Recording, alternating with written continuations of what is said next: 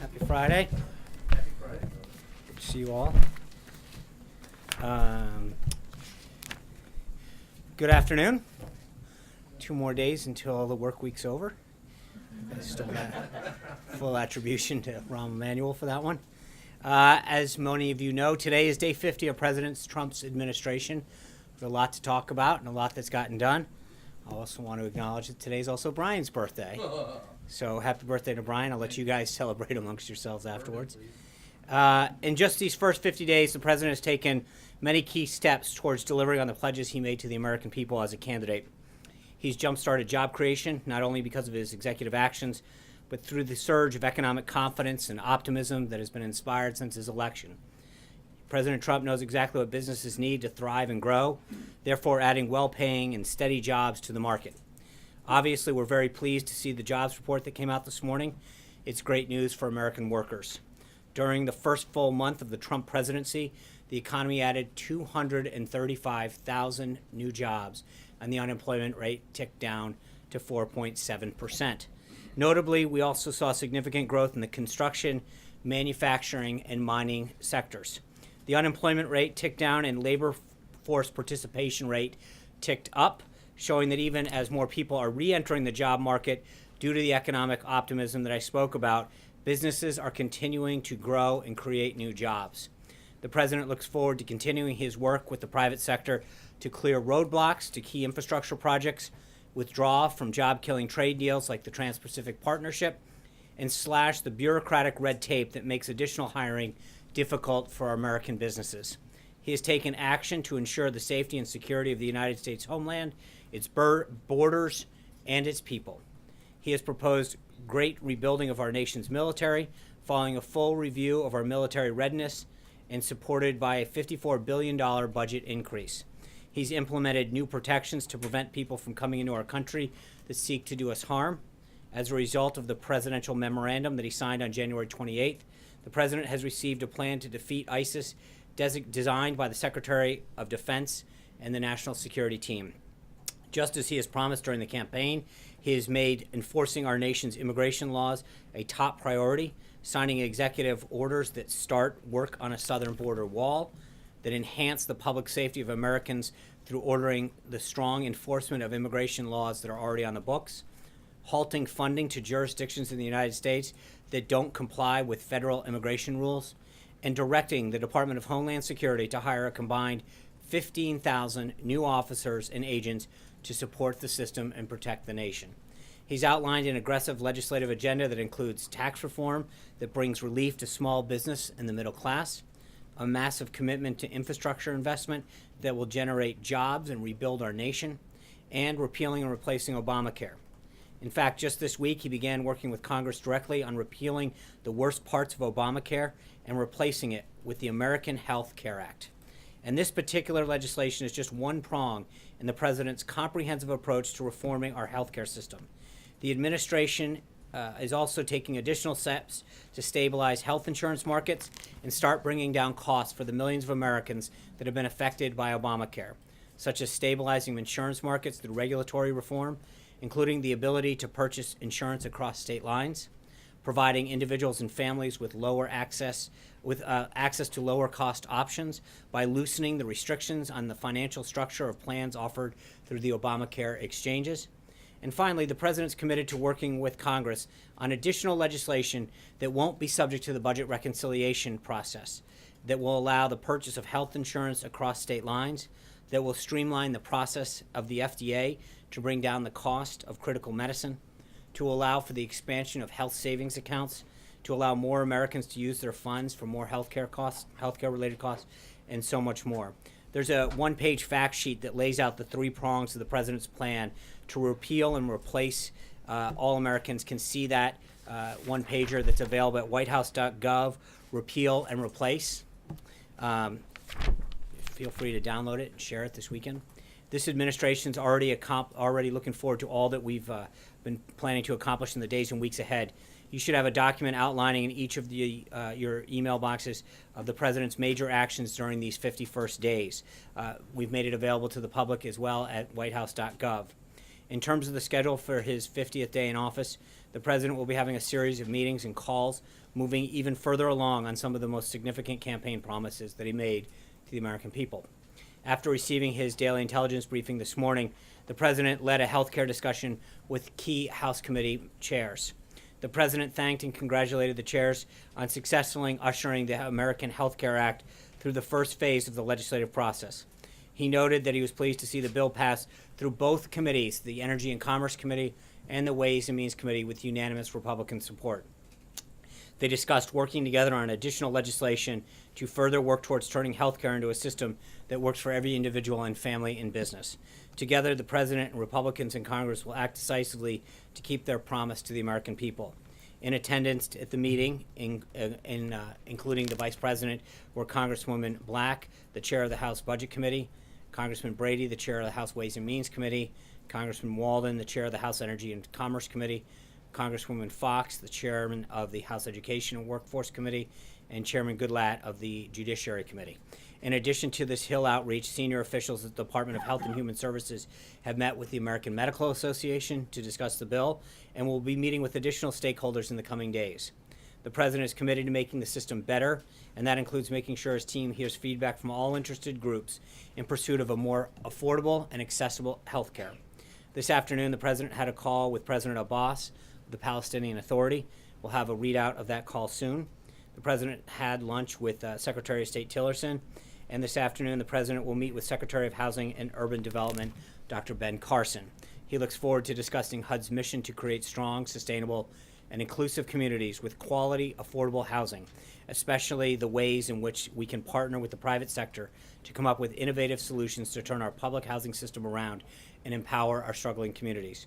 Looking ahead to the weekend, the President will spend this weekend here at the White House in a series of meetings with his team. The Vice President's office has already announced the details of his trip to Louisville, Kentucky, where he will participate in listening sessions with small businesses and job creators throughout the community, and then, joined by Governor Bevin, will hear from local small businesses. The Vice President will discuss the President's economic agenda, especially the repeal and replacement aspects of Obamacare and how it will reduce the burden on small businesses. He will then conclude with formal remarks at the Train Parts and Distribution Center. Also coming up, Judge Gorsuch's confirmation hearings will begin on March 20th.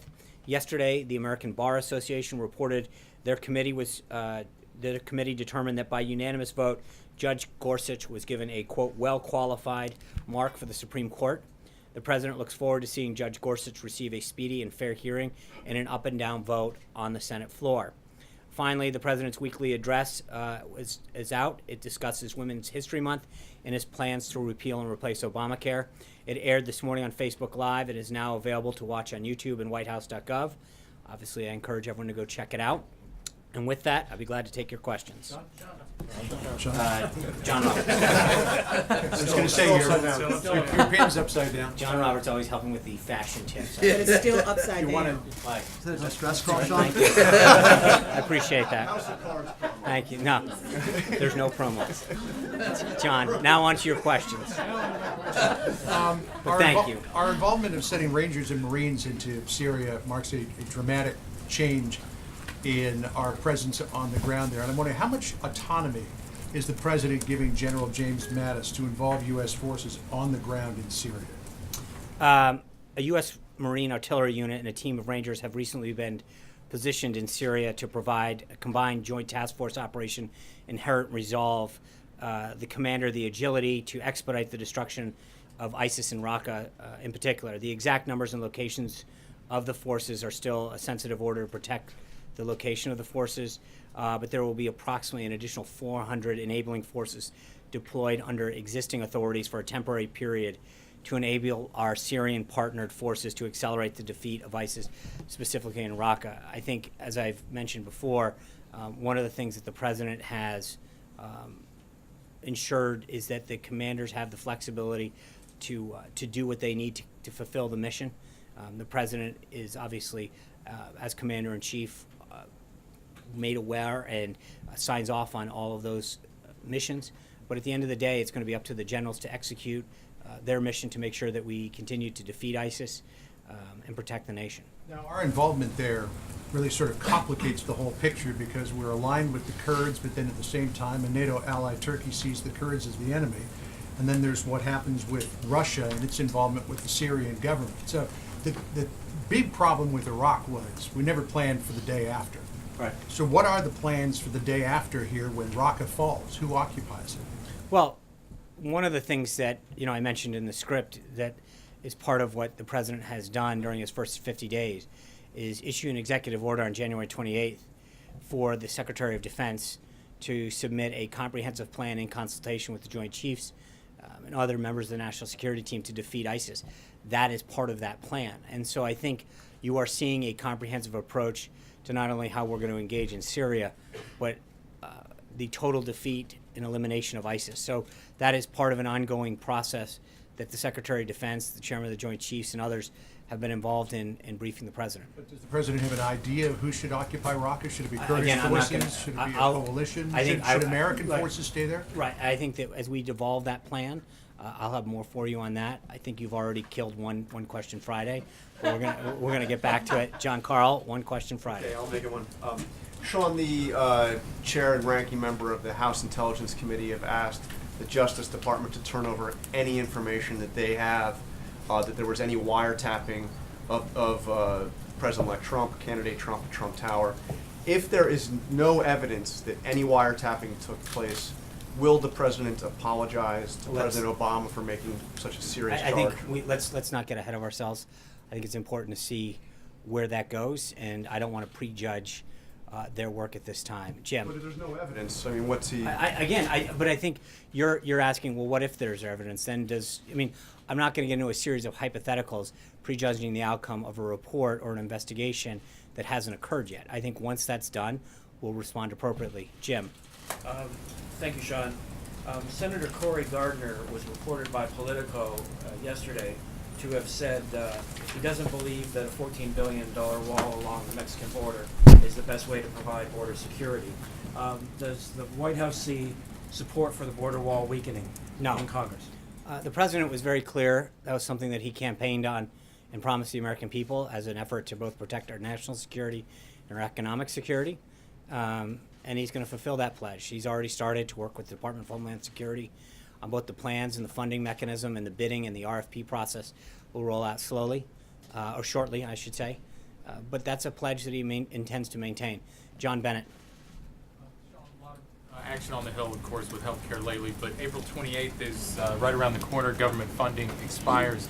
Given that during the transition period, you guys asked for a short-term CR so you could weigh in once you were in office, what's the White House doing right now to avoid a shutdown? I talked to some sources, they couldn't point to specific talks. So what's the state of play there? Well, Director Mulvaney is going to release his budget on the 16th. That's the first step in working with them to get the budget under control. We're approaching $20 trillion of our debt, and I think we need to get spending under control. And so part of funding the government goes hand in hand with keeping a track of what we're spending on and how we're spending on and what our priorities are. We've begun that pass-back process that we talked about internally within the executive branch. Director Mulvaney has had several conversations with members on the Hill on both sides, and he's going to continue to have them. I know the Vice President has been actively engaged as well.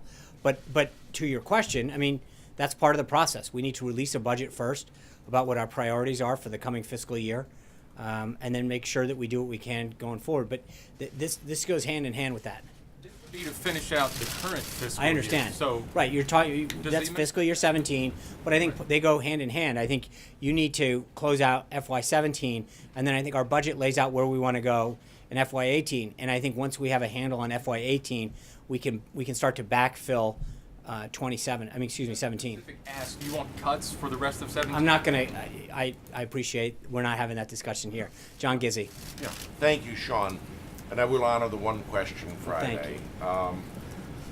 The president has said in the past that he welcomes compromise and is very open to compromise on the immigration legislation that's coming up. This morning, when she spoke at the Christian Science Monitor press breakfast, Minority Leader Nancy Pelosi said that she would like to see the comprehensive immigration package that passed the Senate but was stopped in the House, brought back. And that was her version of a compromise on immigration. What's the administration's position on what former Speaker and Minority I think Leader? you're referring to the Gang of Eight bill, correct? That's correct. I think the president's been very clear during the campaign trail that that's not a bill that he supports. But he looks forward to engaging with members to find a way forward to fix our broken immigration system. That bill in particular, I think, is a non-starter. It was a non-starter when it came out the first time. I think it continues to be a non-starter, but the president recognizes that the system is broken and that he wants to work with Congress to fix it. Hunter. Thank you, Sean. Does the White House believe there's such a thing as the deep state that's actively working to undermine the president?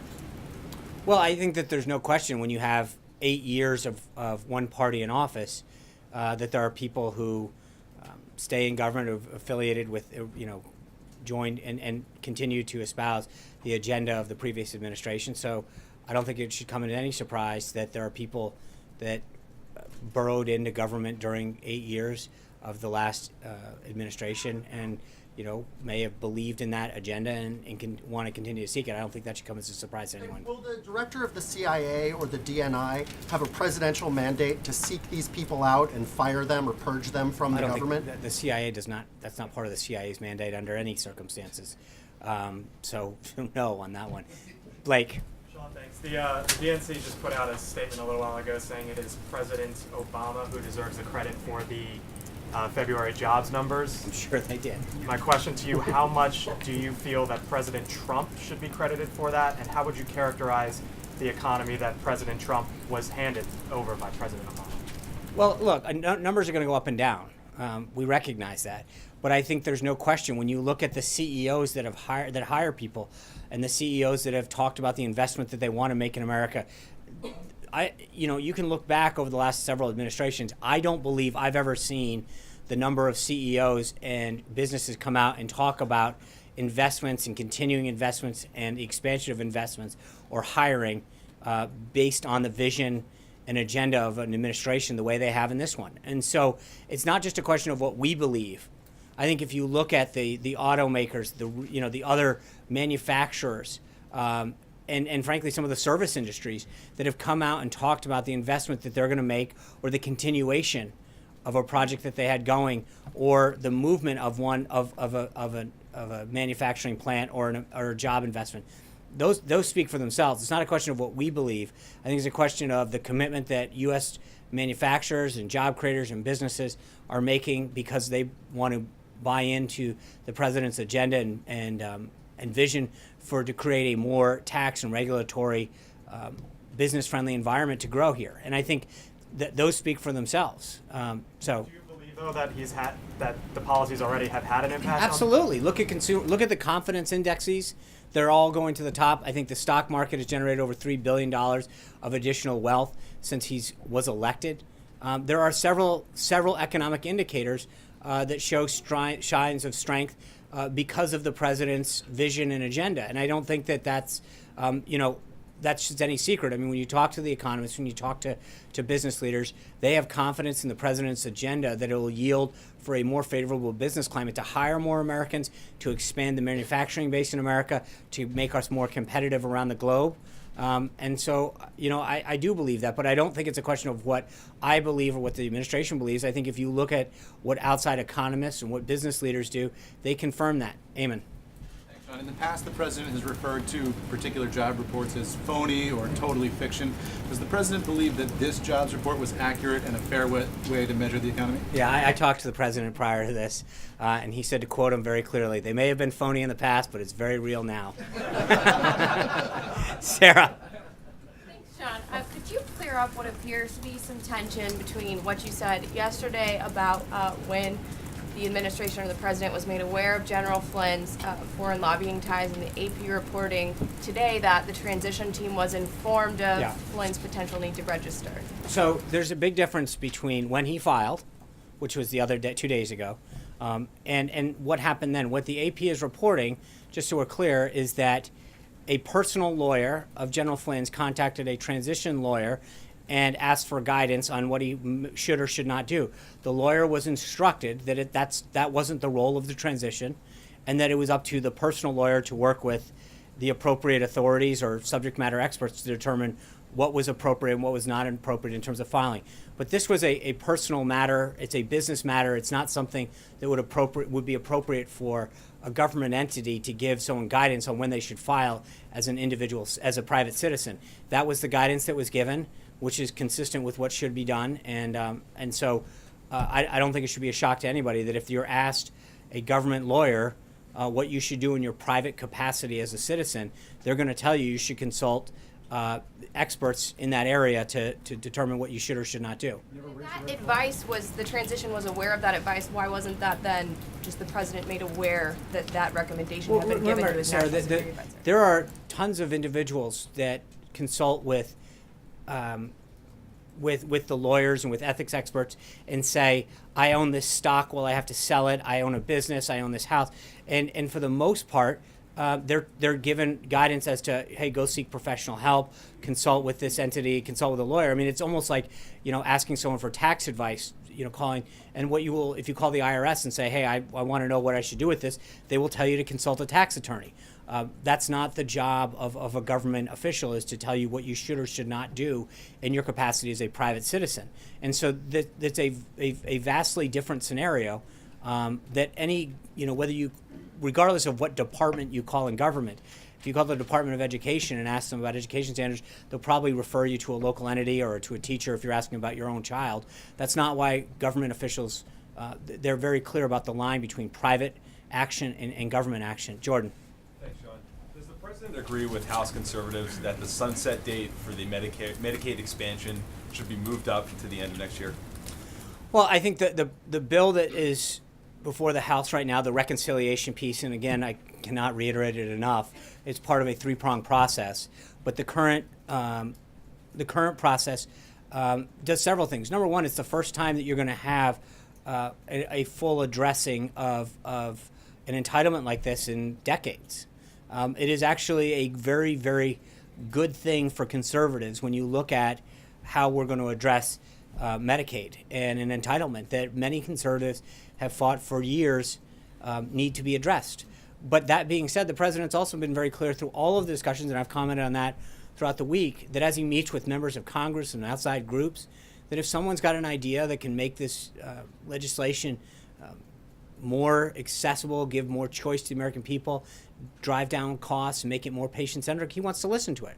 But I think right now that's where the bill stands. We're going to continue to listen and work with members of the House and then eventually the Senate.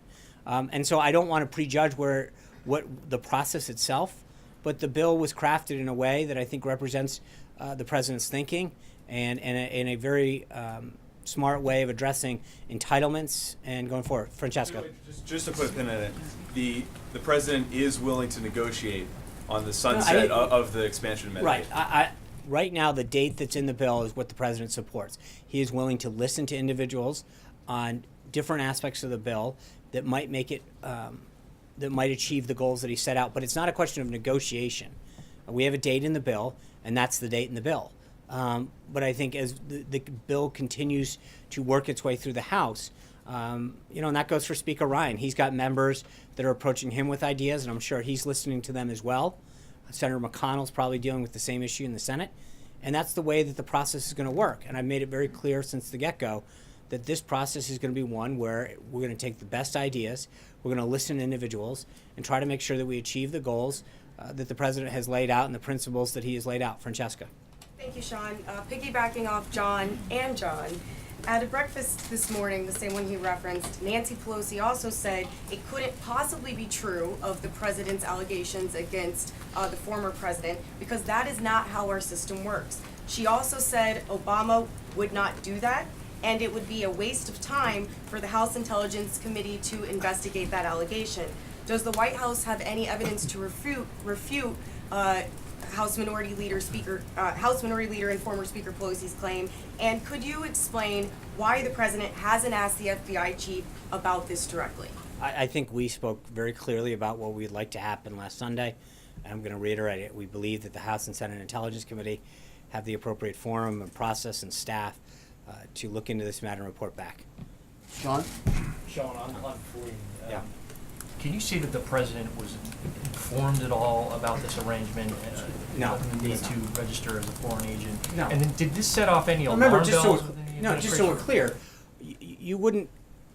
The General Flynn filed with the Department of Justice 2 days ago. How would anyone know that he was going to? I mean, that's sort of like asking. What about the need to file?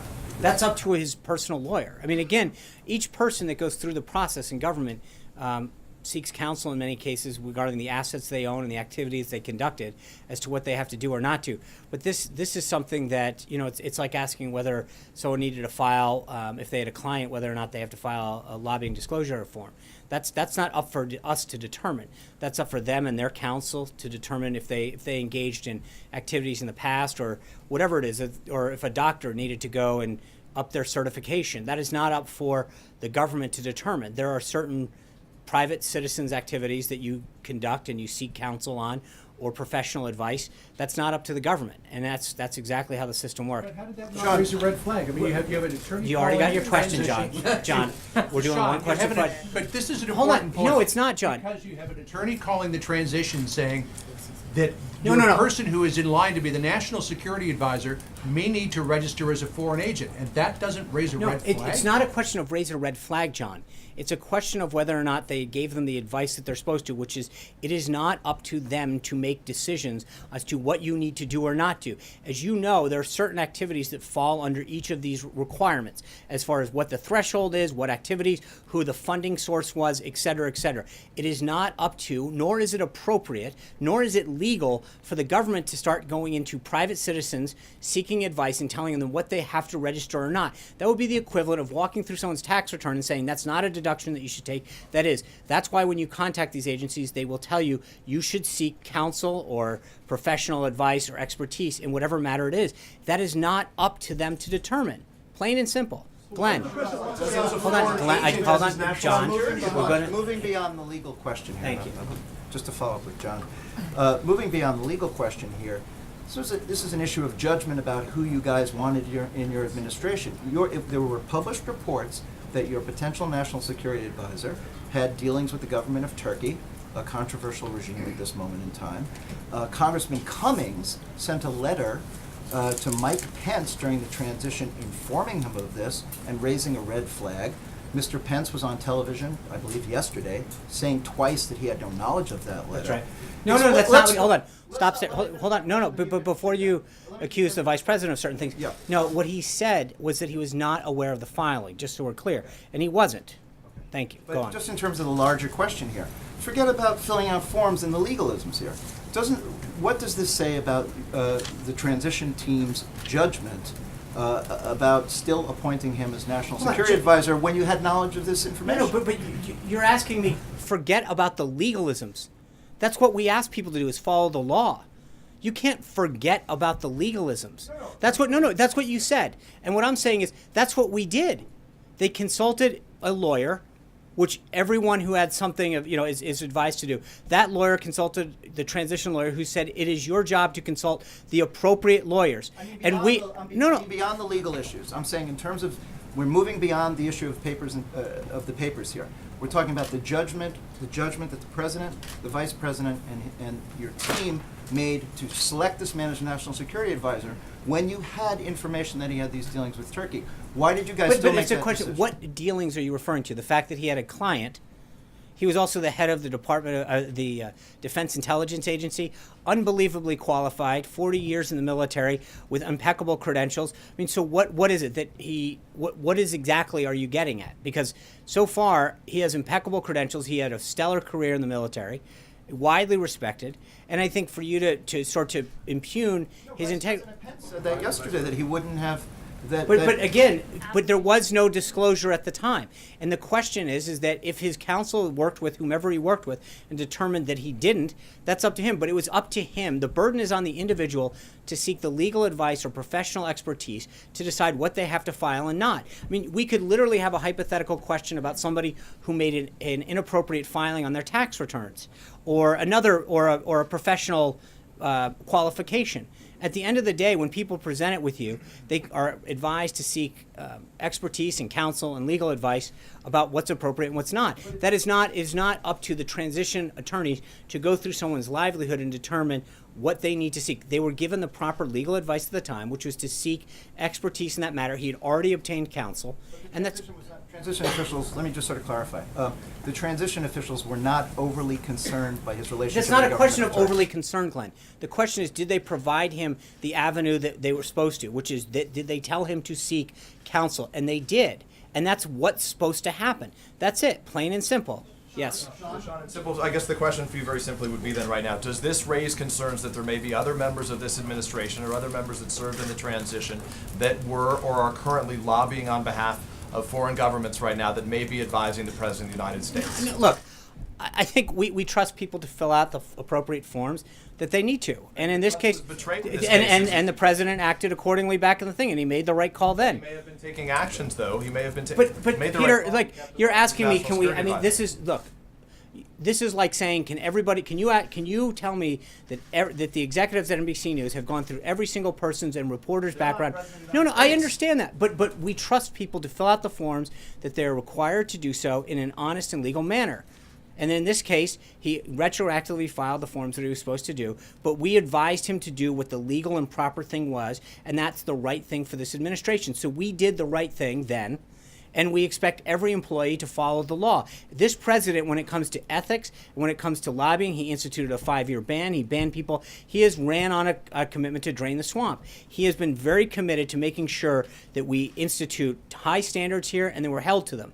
And so at the end of the day, when he found out that General Flynn had betrayed the trust of the vice president back in the day, he let him go. The president has high standards for everyone that works in this administration. So the answer to your question is, if somebody does something that is not in keeping with the president's standards that he set for every single person in the administration, they will be let go. So do you have full faith in all those people that are advising the president right now? I believe that everybody has done what has legally been required of them, but I can't tell you that every single person has done everything. I can tell you the president has made clear to every person in this administration, you are expected to live up to the high standards that he has set for them, and that if you don't, you will be dismissed. Sean, for the removal of the South Korea's president, what's the reaction of the White House to it? And also, we know that there will be a presidential election very soon in the South Korea, and we know several leading candidates. They prefer less confrontation with DPRK and also oppose the deployment of a THAAD system. Does the White House look into the impact of the election might bring? Well, I believe they have to have an election within 60 days. There's an acting president who we have strong relationships with, and we will continue to work with South Korea. They are both an ally and a friend in the region. This is obviously an issue that we continue to keep up with on the developments there. It's a domestic issue in which the United States takes no position in the outcome of that election.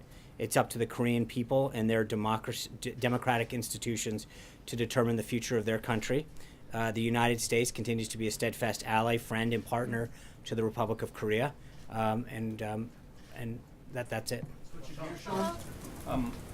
Obviously, you guys were excited by the jobs report, but maybe a little too excited. Both you and the president tweeting within an hour of the jobs data coming out, which is a violation of federal rules. So I'm wondering, I guess, both if there is counseling in you and the president's future, but also what you say generally to critics who say the risk of doing this is politicizing what should be kind of nonpartisan, by the books. No, what I understand is that rule was instituted to deal with market fluctuations. I could be wrong, but I believe that's why it was instituted.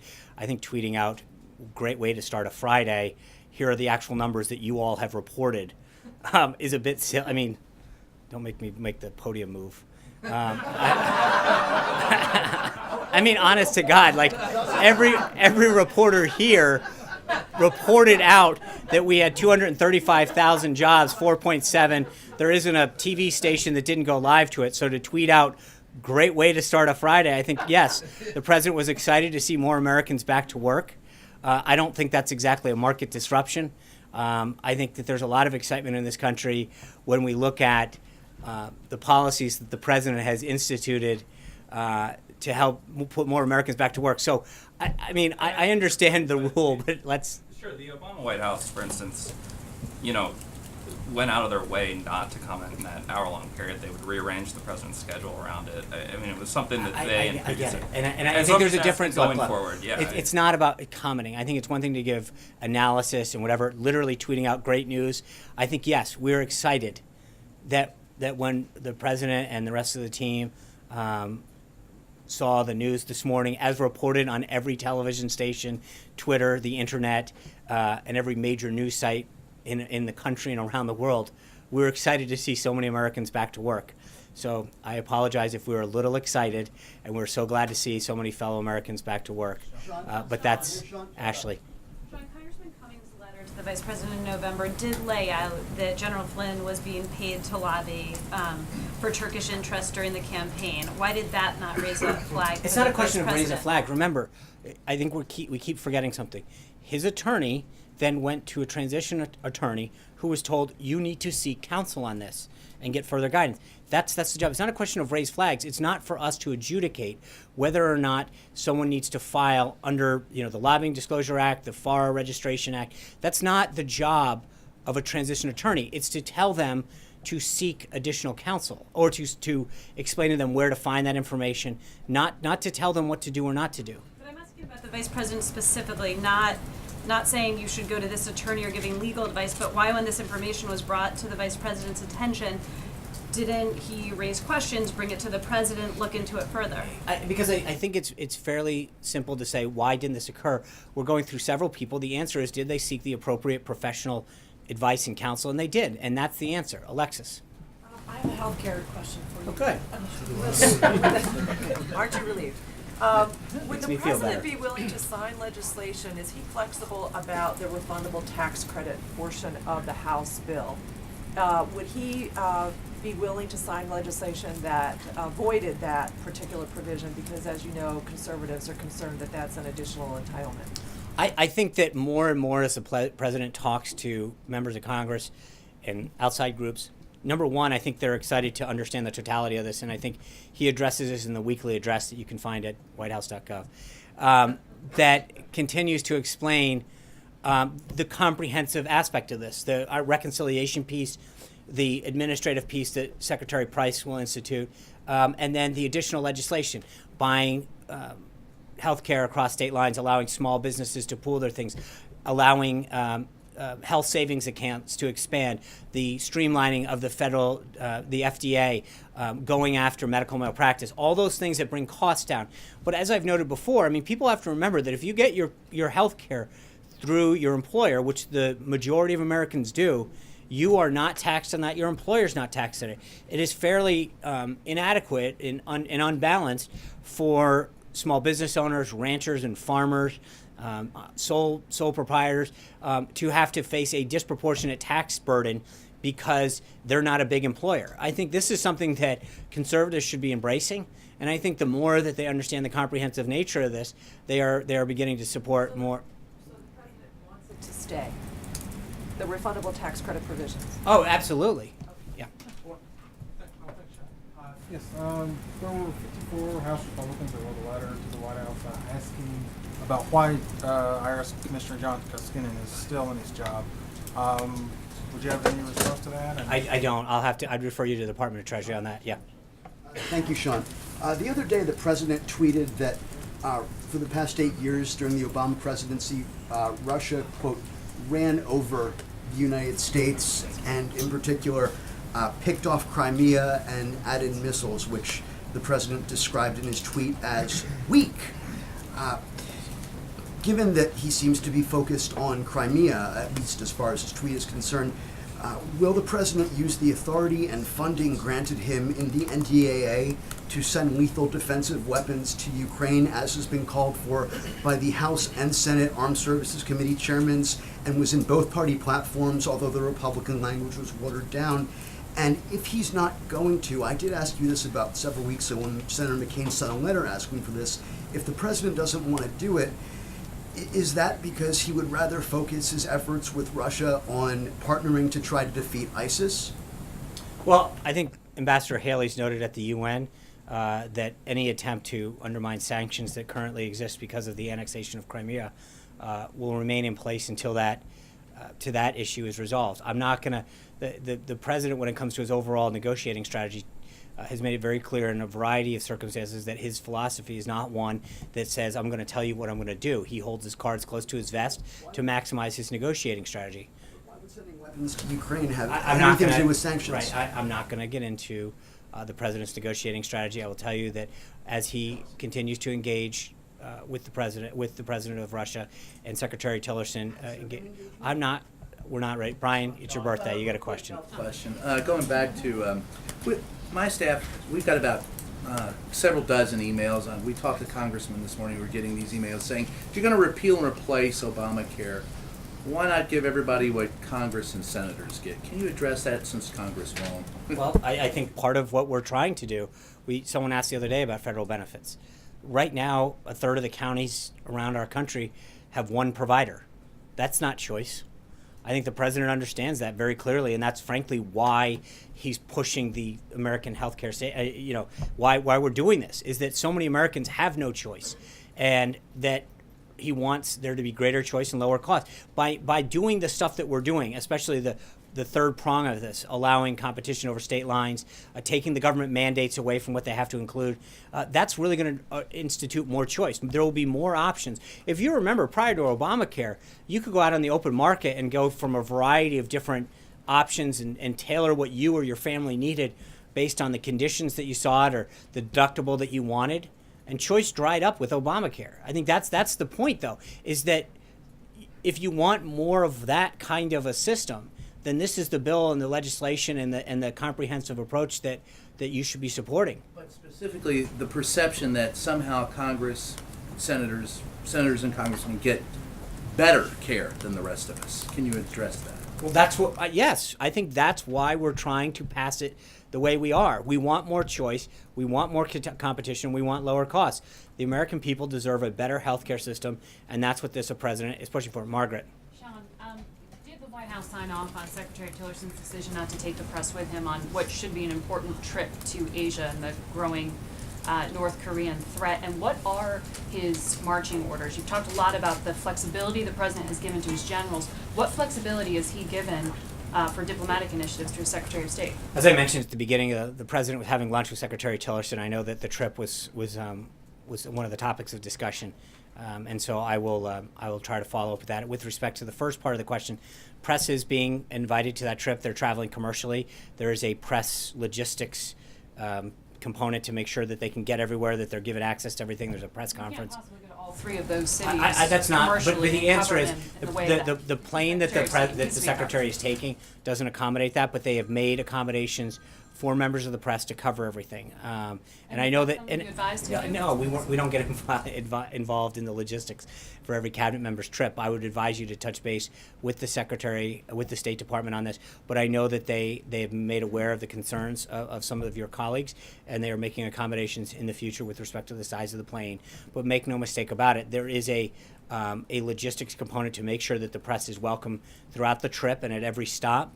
And that accommodations are taken care of, and there's logistical support to do that. There'll be a press conference component as well. Would you like, though, public diplomacy and this kind of important diplomatic initiative for this administration to be covered fully going forward? I think it will. I hope it will be covered fully. Reporters allowed to be on the plane with the secretary as they have for many years. And I think that when appropriate, they can. And again, there's a big difference between making sure that we carve out X number of seats and making sure that we have transparency and openness and covering events. They have logistical support for you all to make sure that you have hotels, there's travel support, there's accommodations and filing centers. I mean, at some point, this isn't about blocking anybody. They've gone above and beyond. Not every plane can accommodate every member of the press. But a bigger plane? It's not a question. There's an element of tax. Thank you. I understand that, and there's an element of cost savings at this point that the secretary is trying to achieve. But at the end of the day, there has been a press component to every stop of the secretary's trip. He is doing everything he can to logistically support the press who wants to come and cover him, and they are being open to make sure that the secretary is available throughout the trip. Yes. President Trump was very critical of German Chancellor Merkel on the campaign trail. I was just wondering how does the White House think that'll affect the tone of the meeting on Tuesday, and what type of tone does the president plan to take? I know that we did a bit of a readout earlier today on that. There's a lot of excitement on both sides of the ocean for this trip. I know that we are looking forward to meeting with the Chancellor and her team, and I've talked to their folks over there, and they're very excited about coming over. There's a lot of trade and economic interest on both sides, and obviously there's an element of national security that we share. And so I will let the trips look forward to the readout, but there's a lot of excitement coming, and I think the President looks forward to meeting with the Chancellor and discussing areas of shared national interest with Athena. Just following up on all of this Flynn discussion, I gather from today and yesterday, correct me if I'm wrong, I want to make sure I understand the answer to this question.